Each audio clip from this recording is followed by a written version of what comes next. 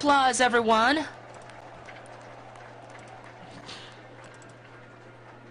Thank you. 감사합니다. He and I are deeply honored by the invitation to be with you today. Greetings to Dr. Hak Ja Han Moon, who brought us all together to seek peace in Korea and to pray for God to heal the conflict that has festered here for nearly 70 years. Greetings to the active legislators, members of the International Association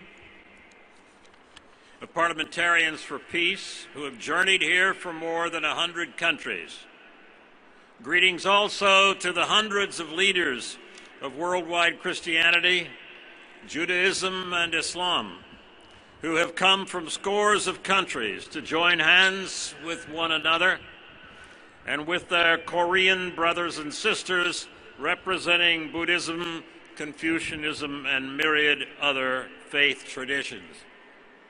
And especially a most heartfelt greeting to the people of the Republic of Korea, the thousands of you who have come today representing the private and public spheres of life in this great and beautiful country. Also, I want to commend Dr. Moon and her beloved husband for founding the Washington Times in Washington, D.C. I'm here in part because the Washington Times' hard-hitting news and commentary is strengthening the resolve of America's leaders to achieve peace and, God willing, in time, freedom as well for the entire Korean Peninsula. We never forget that what divides North and South in this country is an artificial and arbitrary political wall of tyranny. All the men, women, and children of the Korean Peninsula are one people, and they have been for some 4,000 years. You have existed as one family since the dawn of recorded history, and you will continue as one family for millennia to come. The thousands of families that were torn apart by the North-South division along the 48th parallel in the 1950s feel a pain and longing for reunion and freedom on both sides of that divide that remains as intense as it has been for more than half a century.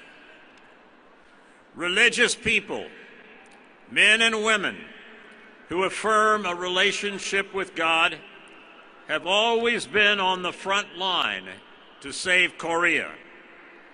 Western evangelists have long recognized and said that Christianity in Korea burns and blazes with a fire unequaled anywhere in the world.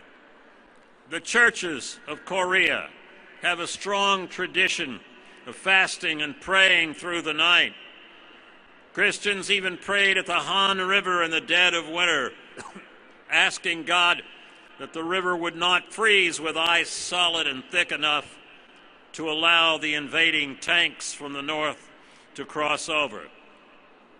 This has been a nation guided and sustained by faith, and once again, that faith is being tested.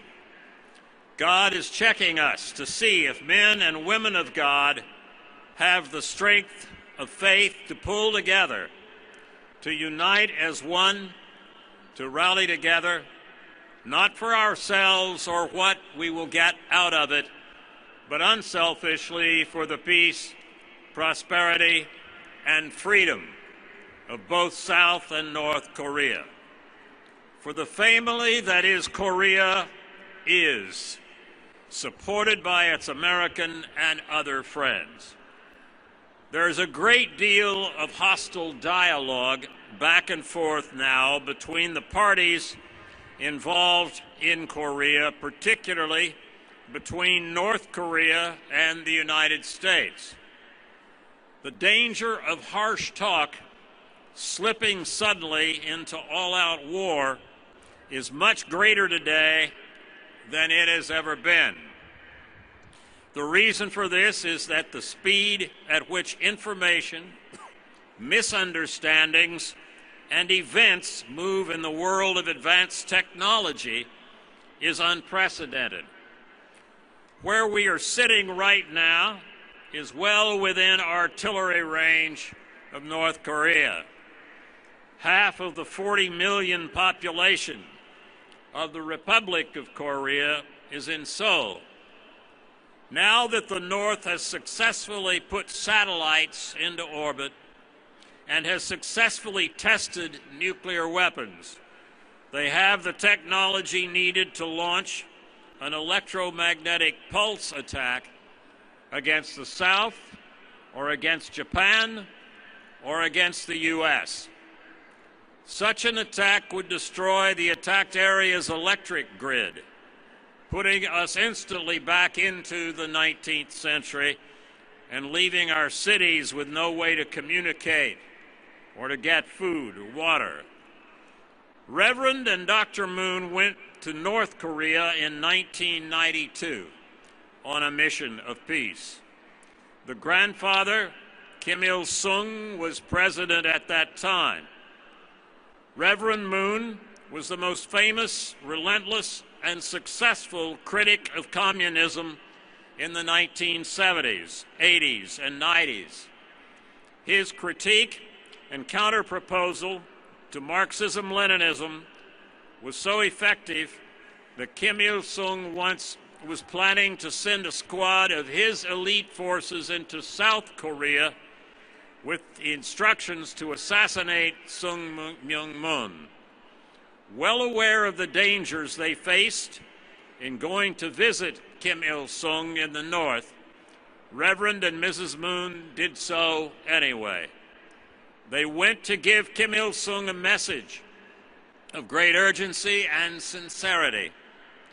They told him that if he would allow freedom of religion in his country and other human rights, and would seek a more open and good faith relationship with the South, that his efforts would be met with peace and generosity from the international community. They told Kim Il-sung that God would then bless North Korea. Those of us gathered here today are being called by God to finish the work of building peace and freedom that was begun by Reverend and Dr. Moon. It's altogether right and fitting that we undertake this task. Our two countries have a bond of heart that was forged in the fires of the Korean War. The shared blood of Korea, the United States, and the 15 other nations that was spilled into the soil of Korea in the fight against tyranny makes us brothers and sisters forever. The world came to Korea at one time to protect this country, and the world has once again gathered together on this sacred ground. May God bless all of us and fulfill the dream of a unified and free Korean Peninsula. Thank you. 네, 감사합니다. 귀한 평화 비전 메시지를 보내주신 제임스 울시 국장께 따뜻한 감사와 격려의 박수 보내주시기 바랍니다. 이 시간은